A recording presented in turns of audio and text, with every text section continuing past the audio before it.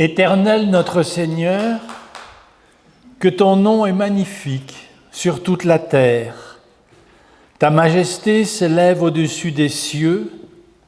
Par la bouche des enfants et de ceux qui sont au sein, tu as fondé ta gloire pour confondre tes adversaires et pour imposer le silence à l'ennemi. Quand je contemple les cieux, ouvrage de tes mains, la lune et les étoiles que tu as créées, je me demande, qu'est-ce que l'homme pour que tu prennes garde à lui, et le Fils de l'homme pour que tu te souviennes de lui? Tu l'as couronné de gloire et de magnificence, tu l'as fait de peu inférieur à un Dieu. Tu as tout mis devant lui, les brebis comme les bœufs, les animaux des champs, les oiseaux du ciel et les poissons de la mer.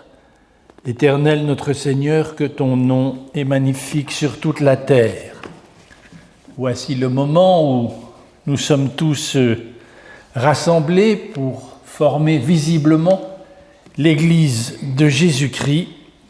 Par son esprit, Dieu nous permet de l'appeler Père, et c'est Dieu lui-même qui nous accueille dans ce temple.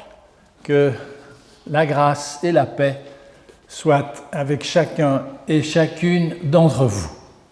Et pour introduire notre culte, nous enchaînerons par le chant. Je vous invite à chanter au numéro 45 du recueil Psaumes et Cantiques, et nous chanterons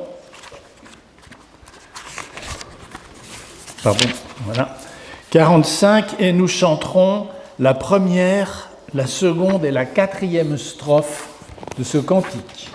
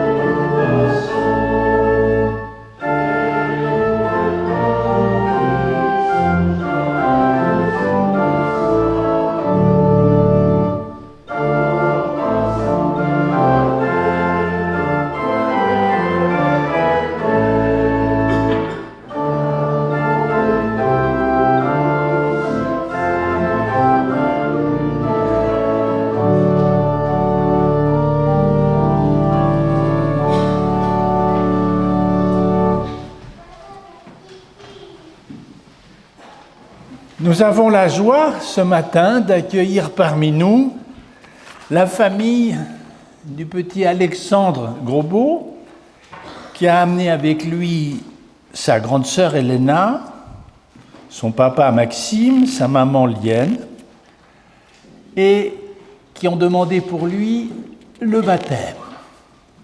Et nous nous réjouissons de ce moment qui est toujours un moment fort pour la vie de l'Église. Je saisis cette occasion pour vous rappeler que le baptême est toujours à ce jour le seul acte qui mérite vraiment le qualificatif d'écuménique. C'est-à-dire que même dans les moments d'histoire, de crise profonde de l'Église, jamais le baptême n'a été remis en cause, et en principe, entre les grandes confessions constituées, on ne rebaptise jamais. Le baptême est donné une fois pour toutes. Il est pleinement écuménique. C'est important de le rappeler. Au fond, le baptême protestant n'est protestant que par le fait qu'il est administré chez nous, mais essentiellement, il s'agit du baptême chrétien. Je vous rappelle ce passage de l'évangile de Matthieu au moment où Jésus lui-même reçoit le baptême de la part de Jean-Baptiste. Jésus vint de la Galilée vers le Jourdain, chez Jean, pour y être baptisé par lui. Mais Jean s'y opposait en disant « Mais non, c'est moi qui ai besoin d'être baptisé par toi, et toi tu viens à moi. » Jésus lui répondit « Laisse faire, car il est convenable que nous accomplissions ainsi. » Et c'est juste. Et Jean ne résista pas. Dès que Jésus eut été baptisé, il sortit de l'eau. Et voici, les cieux s'ouvrirent, et ils virent l'Esprit de Dieu descendre comme une colombe et venir sur lui. Et voici, une voix fit entendre ces paroles, « Celui-ci est mon Fils bien-aimé, en qui j'ai mis toute mon affection. » Et le baptême, c'est donc à la suite de Jésus lui-même que nous l'administrons et il marque l'entrée dans la communauté chrétienne. Avant d'entrer dans la liturgie proprement dite, j'invite les parents, le père d'Alexandre, à bien vouloir prendre la parole pour expliquer, nous dire pourquoi il a voulu demander le baptême pour son petit. Alexandre, aujourd'hui nous fêtons la vie. La vie, c'était hier, quand nous, parents, on t'attendait. Lorsque l'on t'a accueilli la première fois dans nos bras. La vie, c'est aujourd'hui, quand tu nous souris. La vie, c'est aussi demain, et bien sûr, Dieu t'aime déjà. Avant même que tu sois né, il était déjà à tes côtés. Alors aujourd'hui, nous voulons lui dire merci et demander à la grande famille des chrétiens de t'accueillir parmi les siens. Tu ne seras jamais seul sur le chemin. Nous serons là avec ton parrain et ta marraine pour t'accompagner, pour t'aider à découvrir chaque jour un peu plus l'amour immense de Dieu pour les hommes et devenir témoin de cette tendresse infinie. J'invite les parents, parrains et marraines, à bien vouloir s'approcher avec l'enfant.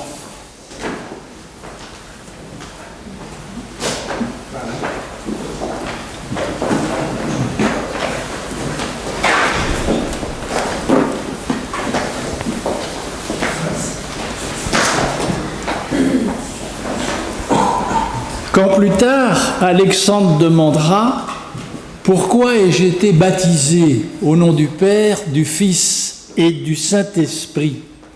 Vous pourrez lui répondre « Baptisé au nom du Père parce que Dieu t'adopte comme son enfant. Son amour te libère de toute captivité et te relèvera de toute chute.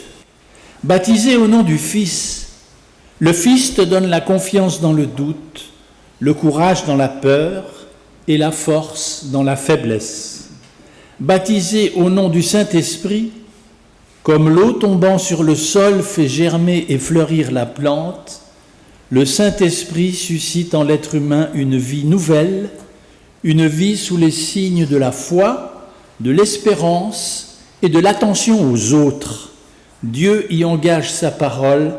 C'est ta vocation, qu'elle soit ta joie et ta paix. Je vous invite à vous approcher avec l'enfant.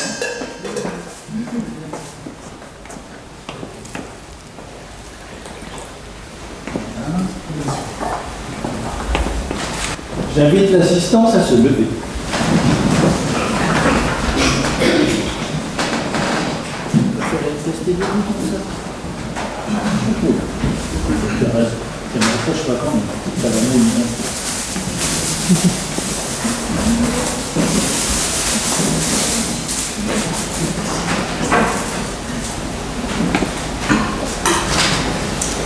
Alexandre, je te baptise au nom du Père, du Fils et du Saint-Esprit. Le royaume est pour les enfants et ceux qui leur ressemblent, a dit Jésus-Christ. Va dans la vie avec de la joie, de la force et de la clarté dans le cœur, par le Dieu Tout-Puissant. Amen.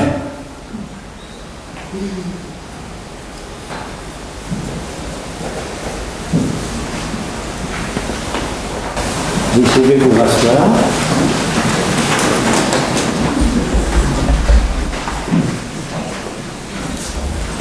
Parents, parrains et marraines, par son baptême, Alexandre sera chez lui dans la communauté chrétienne. C'est sa famille spirituelle. Aucune contrainte ne doit l'y retenir.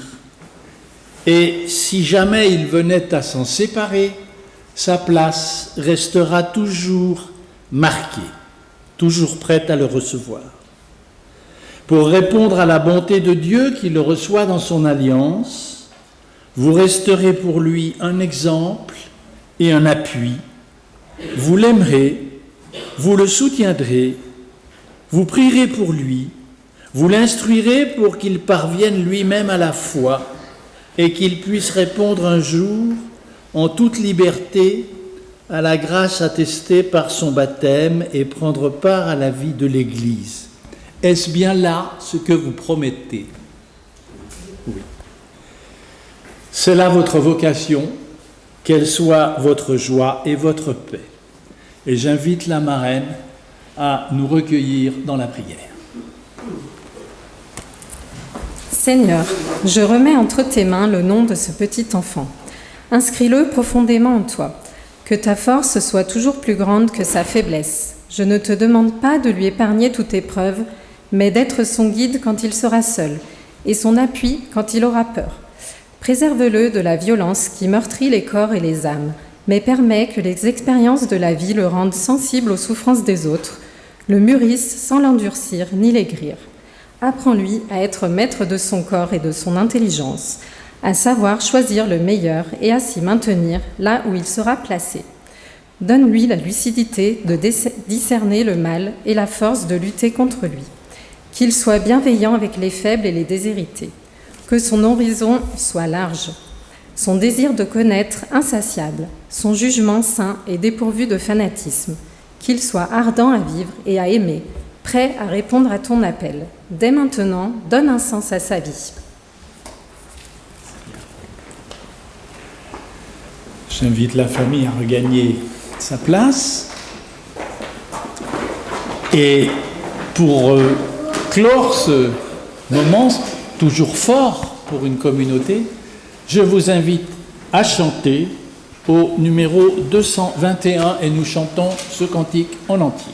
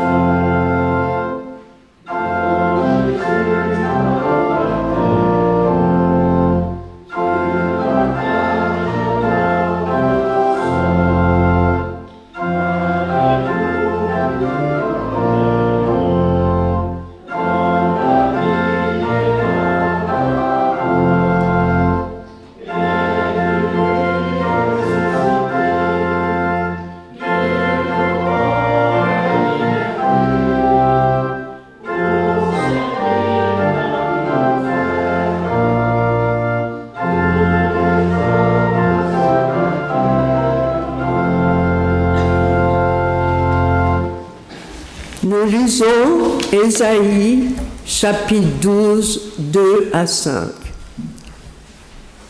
Voici mon Dieu sauveur, j'ai confiance et je ne tremble plus, car ma force et mon chant, c'est le Seigneur, il a été pour moi le salut.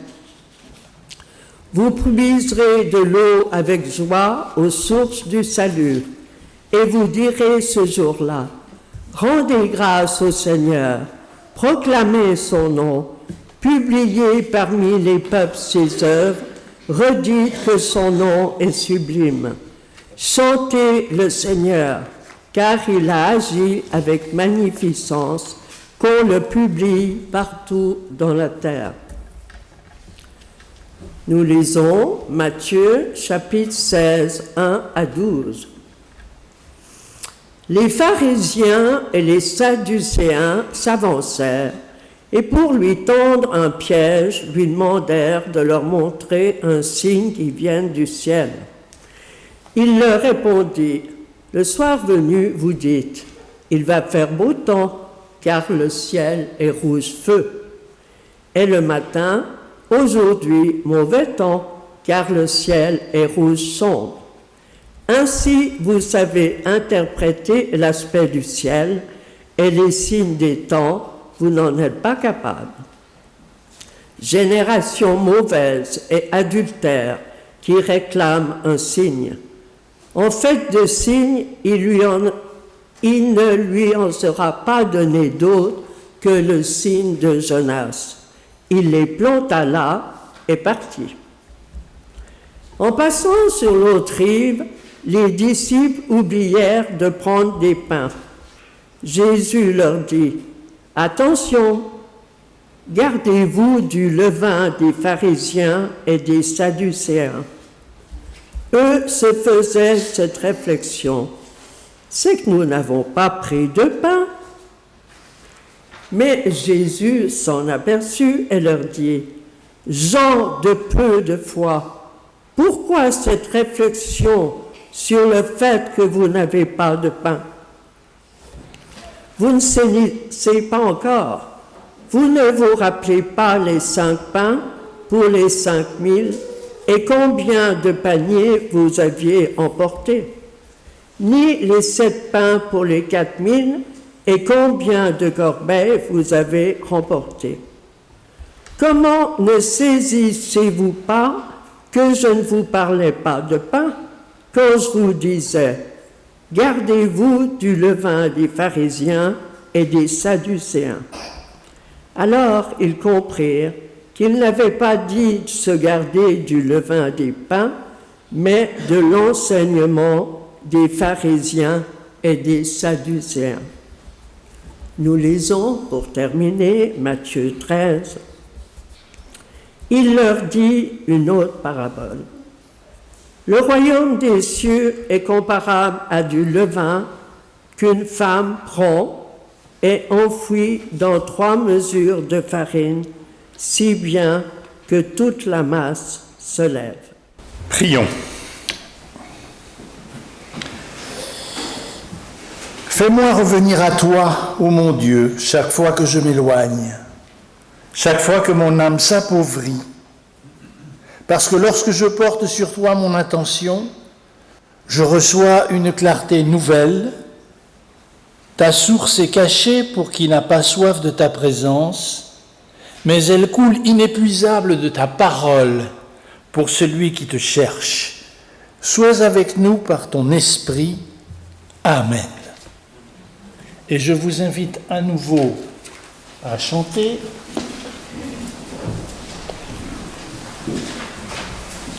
Nous chanterons au numéro 370. 370, là, je vous invite à chanter. Et, nous le chantons en entier car il est tout petit.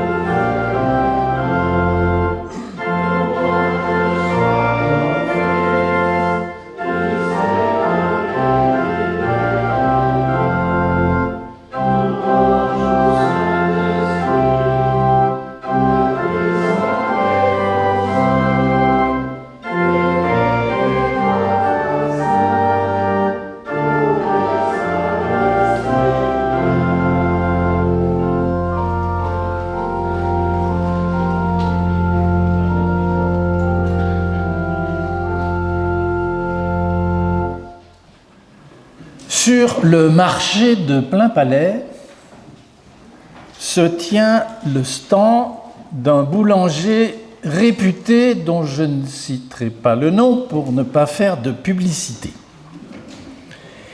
Il vend un pain au levain, un bon pain, dense, craquant, comme autrefois. Ce pain digeste qui se conserve longtemps.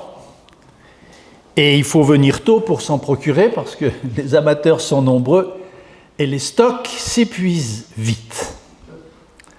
Dans notre culture, le levain, c'est la promesse d'un aliment de qualité.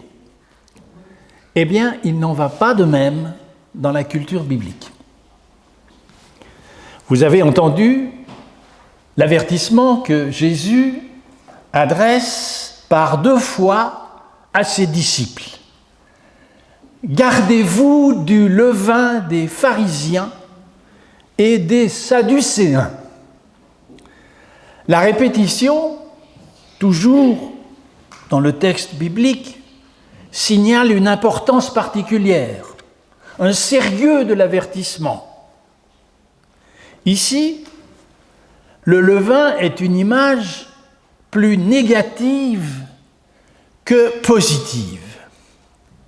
Il est vu comme ce qui corrompt, ce qui pourrit, pour le dire plus brutalement, que comme ce qui fait lever.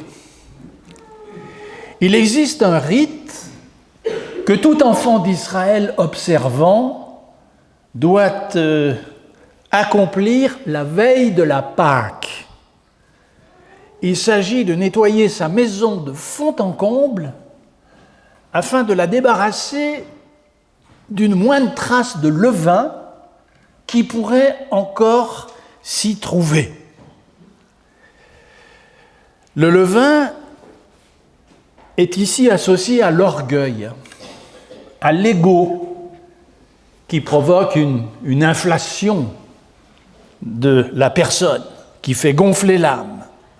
Et il s'agit par ce rite de se purifier pour entrer dans la fête. Le fil de ma méditation de ce matin est donc tout tracé. Nous éclaircirons d'abord le sens historique de cette parole de Jésus et il nous sera facile après cela d'en faire l'application au monde où nous vivons et à nous-mêmes. Gardez-vous du levain des pharisiens. Vous n'êtes pas sans savoir qui étaient les pharisiens. Ils formaient un mouvement spirituel à l'époque du Christ, un mouvement puissant, un mouvement de redressement moral dont le rôle a été prépondérant dans l'histoire d'Israël. Les pharisiens étaient des patriotes chaleureux. Ils ont relevé l'espoir et la fierté de leur peuple dans une période d'affaissement et de démoralisation. Bien sûr, nos évangiles brossent des pharisiens un tableau peu flatteur et même polémique. Les pharisiens comptent en effet parmi les adversaires les plus résolus de Jésus. Mais si on y prête attention, les choses sont plus compliquées. Jésus lui-même semble avoir été élevé dans une ambiance pharisienne. Il est familier de leur enseignement, il utilise leur méthode de débat, il partage la plupart de leurs croyances et il se place souvent sur leur terrain. De plus, plusieurs personnages pharisiens en vue le soutiennent, soit ouvertement, soit en secret, et parfois même le protègent en l'avertissant de dangers qui le menacent. Alors il est important de ne pas verser dans la caricature Et le mot que nous avons forgé, le mot pharisaïsme, qui signifie, c'est un synonyme d'hypocrisie, ça ne rend pas compte de leur vérité historique. Dans ces conditions, quel reproche principal Jésus adresse-t-il aux pharisiens? Selon Matthieu, il leur reproche d'être assis dans la chair de Moïse et d'enseigner à tous ce qu'il faut faire sans le faire eux-mêmes. Selon Luc, les pharisiens ont confisqué les clés de la connaissance pour que les autres n'y entrent pas. Comprenons par là qu'ils se présentent comme des spécialistes de théologie et de droit et qu'ils émettent des avis, mais sans permettre à ceux qui reçoivent ces avis d'en comprendre le pourquoi et le comment. En bref, il accuse le pouvoir des sachants, ceux qui maintiennent le petit peuple dans l'ignorance. C'est exactement cela, le levain des pharisiens. Il faut bien reconnaître que l'Église n'a pas toujours été exempte de ce levain-là. Vous avez certainement entendu parler de la fameuse distinction entre l'Église enseignante et l'Église enseignée. Le principe est très simple.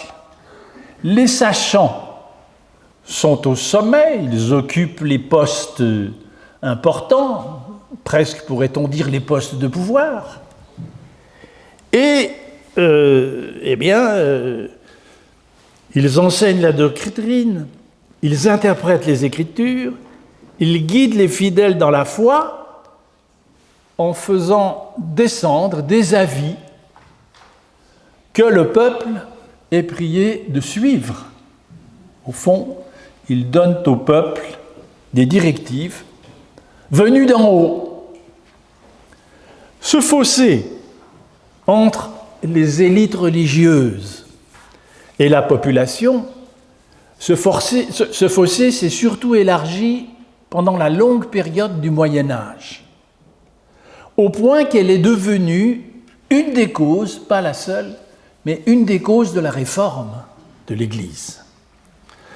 Dans la bouche de Jésus, le levain des pharisiens représente en quelque sorte les abus de la religion de façon générale. Et si nous envisageons notre monde actuel, et là je m'élargis bien au-delà des seuls chrétiens, nous constatons que des peuples entiers souffrent de ce joug religieux.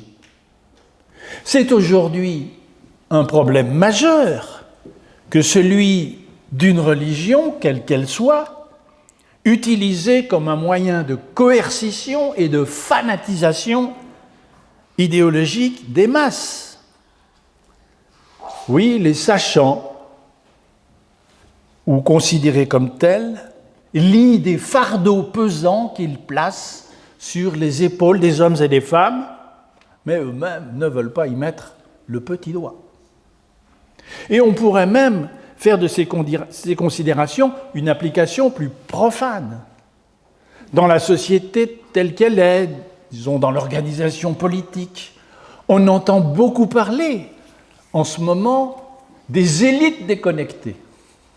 Cette impression, vraie ou fausse, il faudrait la vérifier, mais en tout cas, c'est une impression réelle, ce ressenti, n'est-ce pas, que beaucoup de choses se décident au-dessus de nos têtes sans que notre avis ne soit demandé, parce que, nous dit-on, c'est trop complexe pour vous. Laissez faire les spécialistes, ils savent à votre place, ils décideront le bon chemin à votre place, et vous n'aurez qu'à obéir.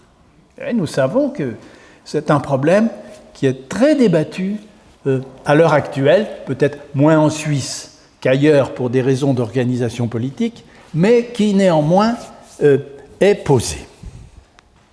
Alors le contraste de tout ça avec l'Évangile est tout à fait saisissant, parce que l'Évangile nous enseigne que la foi, ça n'est pas un moyen de dominer les autres.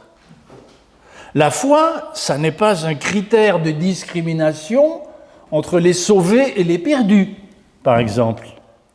Ça n'est pas non plus une recette pour gagner quelque prestige social. Ça n'est pas non plus pour former une élite destinée à exercer une influence disproportionnée sur les grandes orientations de notre société.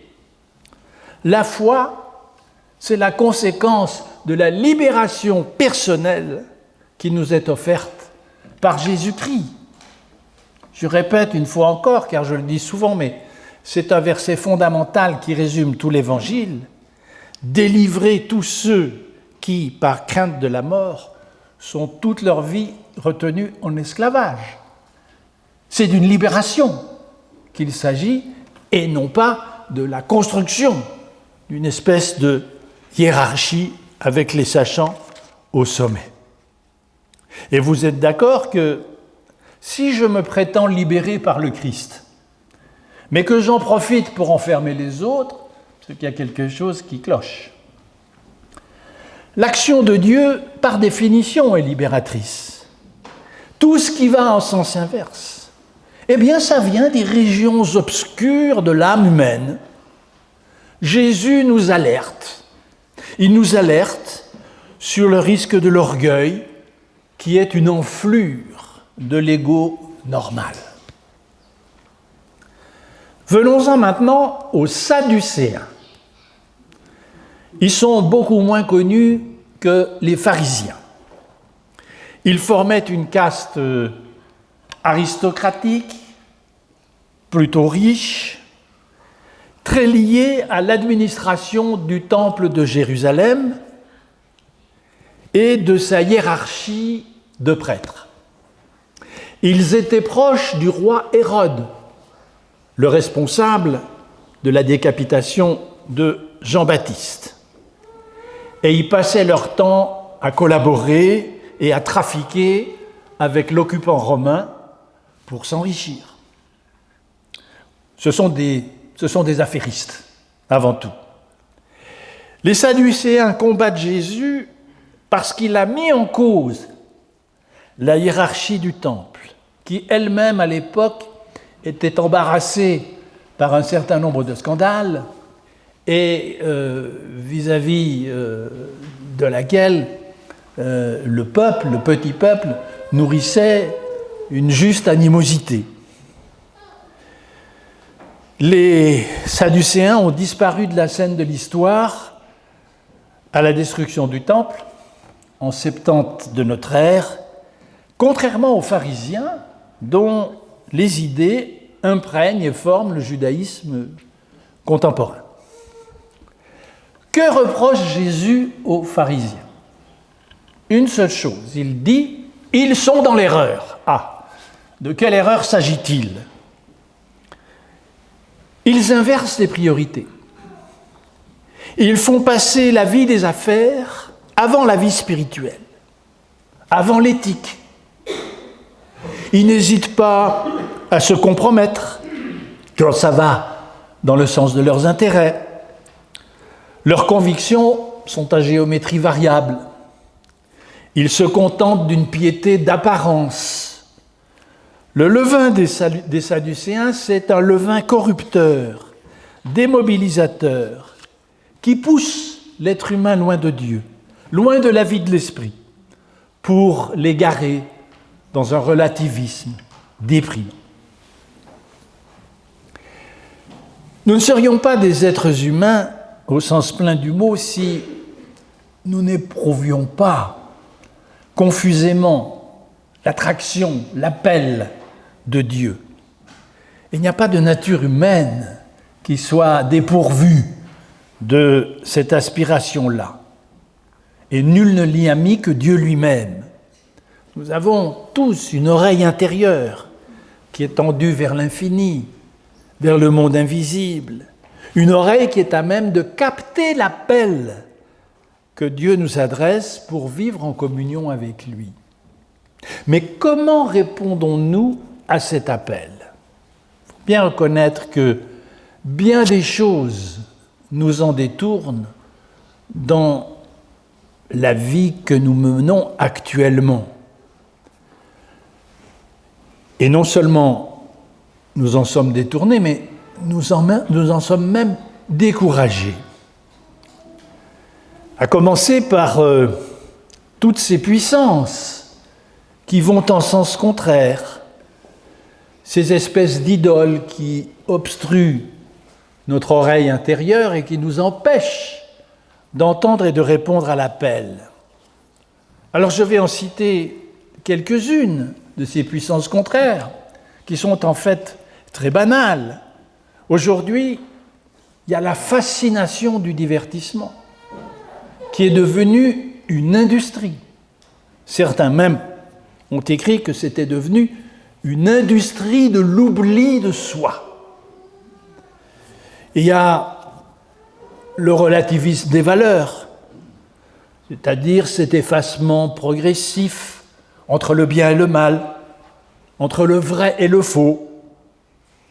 Il y a la course aux places et à l'argent. Il y a aussi l'individualisme, lorsqu'il est poussé jusqu'à l'oubli des autres.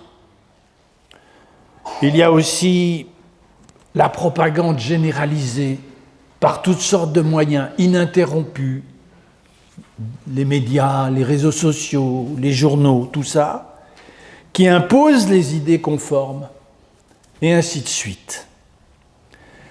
Tout cela, ça nous empêche de répondre. Et à ce moment-là, c'est le levain des Sadducéens qui nous murmure « Mais vous vivez dans ce monde-là, acceptez-le tel qu'il est de toute façon, vous ne le changerez pas. Le mieux, ce sera de vous arranger avec lui. Et puis, qu'est-ce que vous allez vous embêter avec cette histoire d'un Dieu dont on ne sait même pas s'il existe ?» C'est vrai que répondre à l'appel de Dieu aujourd'hui, ça demande un certain courage personnel. Croire, c'est un peu comme le fil tendu de l'équilibriste. Ça exige de maintenir quand même sa singularité contre vents et marées, et parfois de se positionner à contre-courant. C'est même pas toujours très bien perçu par l'entourage. Vous voyez que ces deux levains, le levain des pharisiens et le levain des Sadducéens, les abus de la religion et l'irreligion, pour résumer, ils cohabitent en chacun. Ils nous parlent de nous. Ils nous disent ce qu'il y a en nous. Et ils entrent en concurrence avec cette aspiration que nous avons aussi au cœur de nous tourner vers Dieu. Ce qui fait que nous sommes assez souvent remplis de tiraillements intérieurs. C'est la raison de la mise en garde de Jésus, qui savait, lui, comme dit l'évangile de Jean, ce qu'il y a dans l'homme. Jésus est lucide. Il sait à quoi s'en tenir. Dans ces conditions, quel autre levain nous faut-il ? Quel levain qui va nous dégager de ces puissances et de ces idoles, qui va nous permettre de franchir le pas décisif et de répondre à l'appel qui nous est adressé. Quel levain répondra à nos aspirations les plus profondes et nous préservera de l'étroitesse, de l'intolérance, de l'orgueil ou de l'indifférence. Ce levain, il est annoncé par le Christ dans une brève parabole, dans le 2e texte de Matthieu qui a été lu ce matin.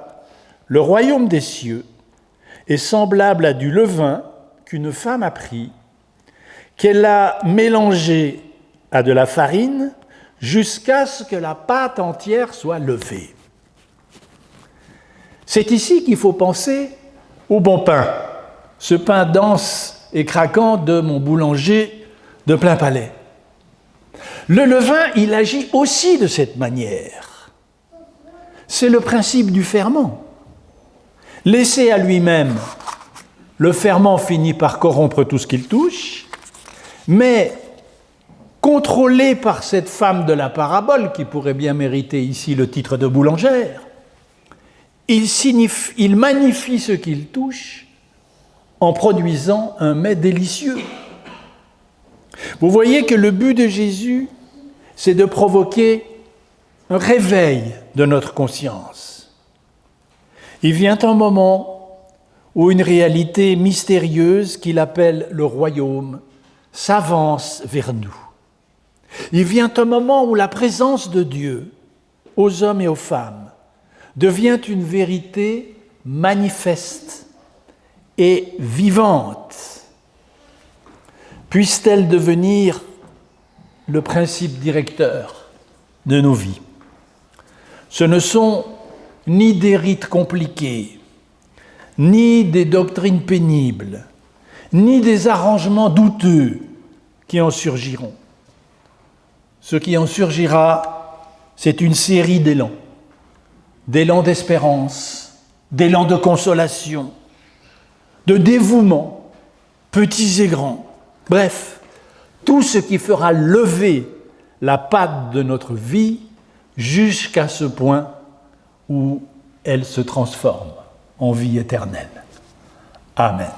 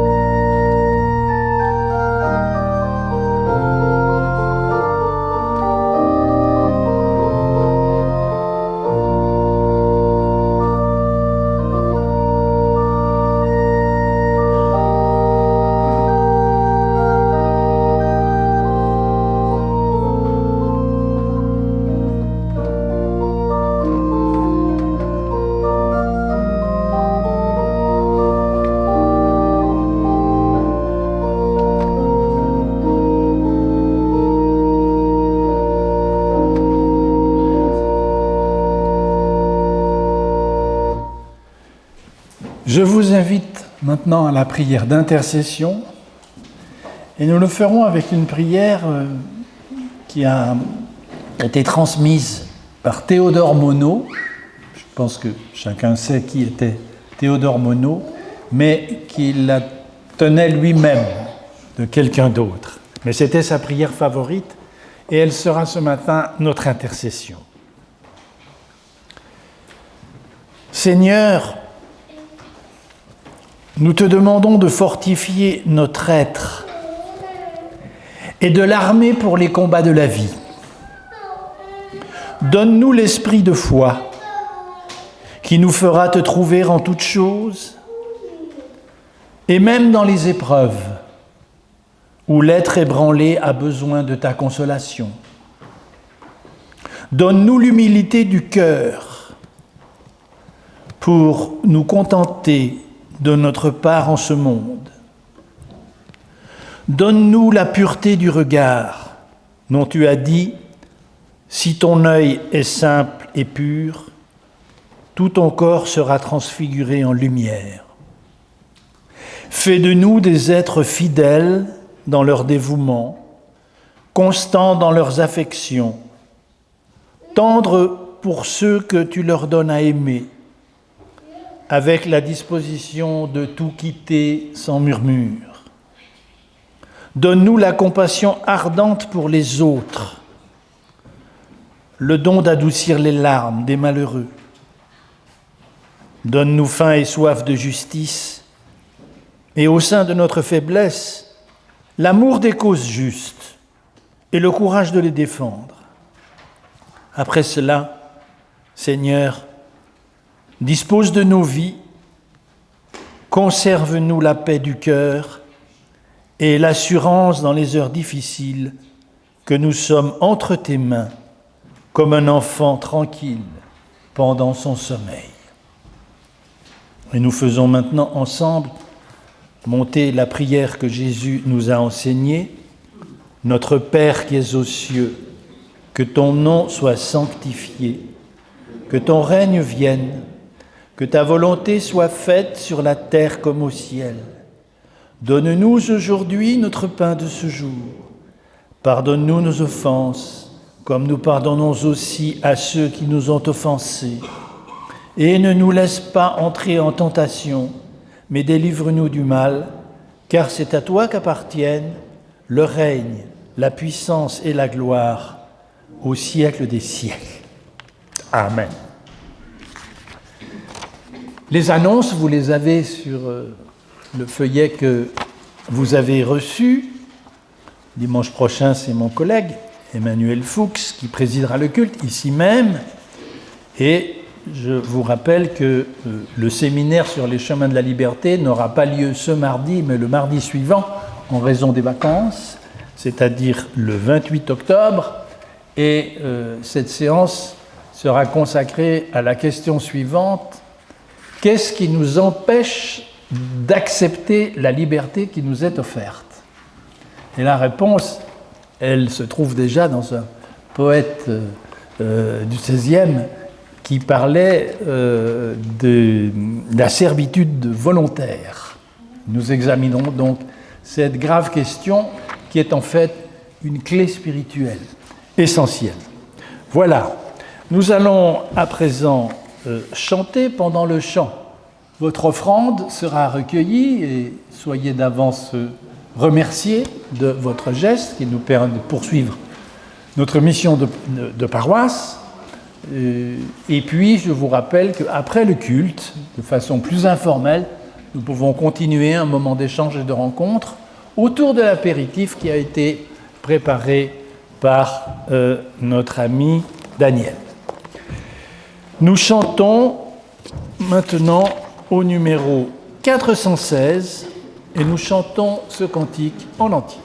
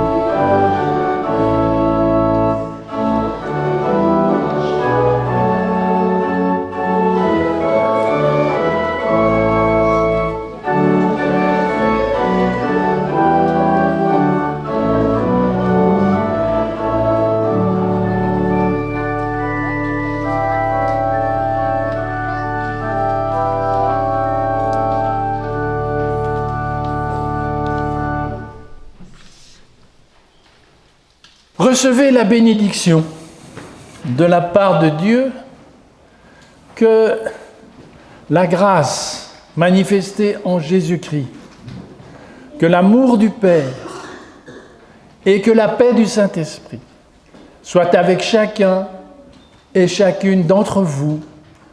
Allez dans la joie et dans la lumière. Amen.